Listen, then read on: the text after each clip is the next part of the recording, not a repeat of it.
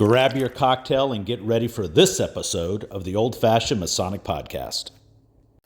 Welcome to the Old Fashioned Masonic Podcast, where we talk all things Freemasons while drinking an old fashioned. I'm Brian, and you remember Sean. We're keeping track. Sean is a new Fellowcraft. And Sean, normally we have an old fashioned or a cocktail with us, but why don't we have one now?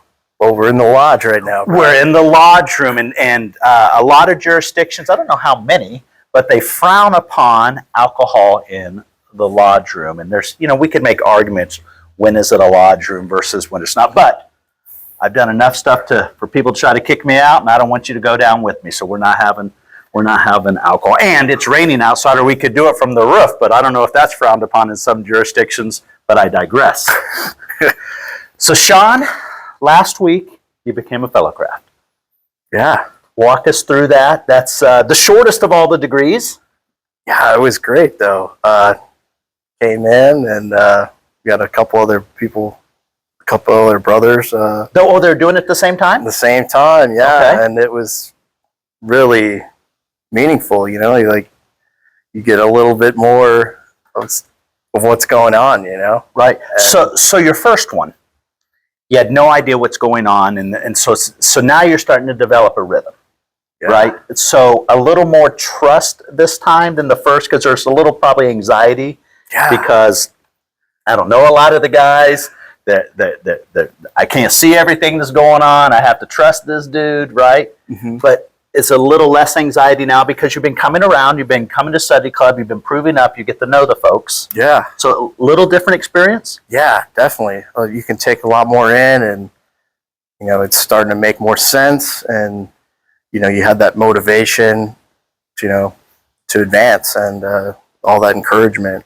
Yeah, I think that's the big thing, especially with the size of our lodge and with study club and everything like that that's going on. I think that's the real secret that you'll find out later in Masonry. It's the camaraderie, right? Oh yeah. So yeah. And speaking of camaraderie, those who have followed, you're in the Navy, but what's recently happened with you with work? So recently got made board for E7 for chief in the Navy, so that's exciting. Yes, so that's a big deal to be chief. Yeah, yeah. So what's the next step? So you've made board. So now is it a written board, oral board, all of the above? Well, I'll just have to submit all my previous assignments and get a new DA photo, or so Department of DN photo, Department of the Navy photo, right? Yeah. So you ready for that? You have to do a new PT test or any of that? No, it's all right. It's just it goes up in front of the master chiefs, and if your record's good, then they'll take a look, and if you make board, then you'll go through the chief season. So and it won't make you move? No, necessarily. No, for the not at my billet right now. So okay, because they're in need of a new chief. Yeah. Okay. There's only one chief in the area, so. How many should they have? Well, it's a little smaller place here in Wichita, but they should have probably like 3 more. 3 more? Yeah. Okay, so that's, Yeah, there's some reservist chiefs, but, they come like once a month. So. Okay. So a little more stability. So, well, let's go back to your degree work. First to second degree. If you had to pick between the two, which one do you like best so far? Oh, second degrry. It's beautiful. Yeah. Okay. There was no hesitation. Oh, yeah. First degree. Don't give away any secrets now. I'm going to get you damn popped. All right. But tell me why you liked it high level. You just learning, the meaning of things, and you just want to say so much more, I know, right? Yeah. It's beautiful. It starts to make sense. Yeah. Everything. And it really, solidifies like why this was the right decision. Right. Well, that's true. So now the next thing through your process, you're going to start working on your proving up for your third. So before we go to the third, what anxiety do you have walking into the third? What do you think? What do you think you know? What has the interwebs told you? What has the Webernet told you? Don't do it. So, but is there some nervous anxiety? No, not well. Or is it anxiousness, like I'm ready? yeah, like I'm ready. I want to get to that next point, you know. Okay. Less nervousness than from first to second. Of course, right, because you got a little bit of expectation. Now, recently you went to a lodge meeting, Tuscan Lodge. So Tuscan Lodge, at least in our area, it's an affinity lodge made up of a lot of district deputies, area deputies, and it kind of started that way, but it's evolved. A lot of Grand Lodge officers, past masters, there's a lot of bling in the room, right? Yeah, a lot of big timers. So, and did you enjoy it? So that means they would have opened on a Fellowcraft for you. Yeah.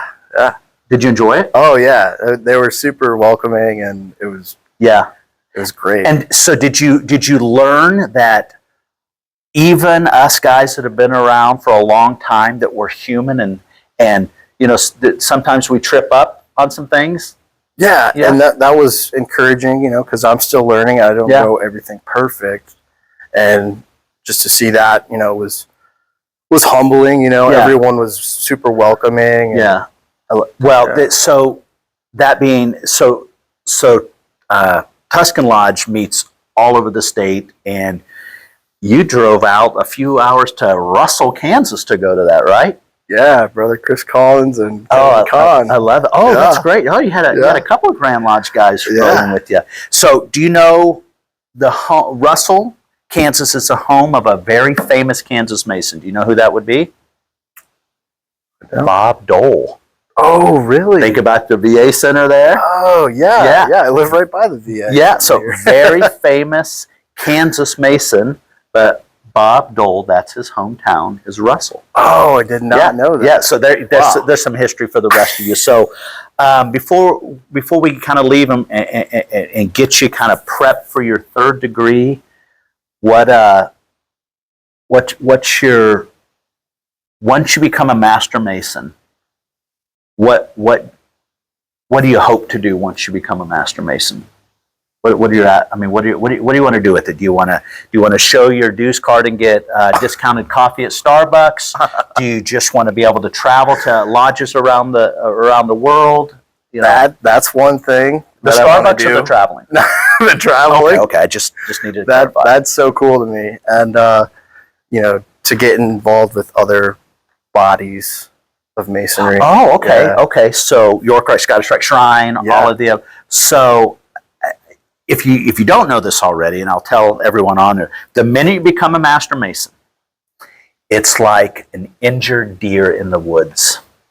The coyotes, the wolves, they all can smell it. So they're going to know that they're just laying in bed. All of a sudden, Master Mason was just raised, and so they know. So be ready. My advice would be from somebody who came in and just boom, boom, boom, go the path you want to go. It's okay to say no. It'll be around, but there's a lot of independent bodies out there, and they do a lot of great work. So, but find something that works for you and your time, with your available time. But just remember, your foundation of Masonry is at the lodge, and let that concrete cure, let it harden up a little bit before you start putting some sidewalls up. Just make sure you got some good stability would be my advice. So, all right. Yeah, that's great. Everyone, thanks for watching the Old Fashioned Masonic Podcast. Cheers.